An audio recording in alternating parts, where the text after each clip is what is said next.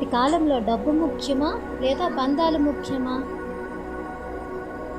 జవాబు అనుబంధాలు అనేవి వ్యక్తుల మధ్య ఉండే భావోద్వేగ బంధాలు.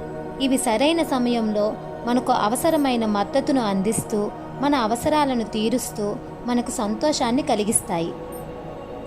నేటి కాలంలో డబ్బు తరచుగా ఒక శక్తివంతమైన సాధనంగా కనిపిస్తుంది. ఎందుకంటే ఇది మన అనేక అవసరాలను తీర్చడంలో సహాయపడుతుంది.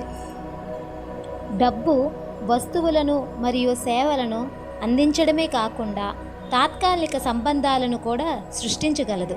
ఇది ప్రజలను ఆకర్షించడం ద్వారా కుటుంబం, స్నేహితులు లేదా బంధువుల వలె కనిపించే సామాజిక వర్గాలను ఏర్పరుస్తుంది. అయితే ఎక్కువ డబ్బు ఉండటం వల్ల నిజమైన సంతోషం లభిస్తుందని గ్యారెంటీ లేదు.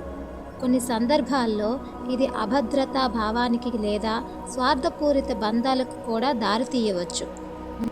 నిజమైన నమ్మకాన్ని మరియు స్వచ్ఛమైన అనురాగాన్ని డబ్బుతో కొనలేము.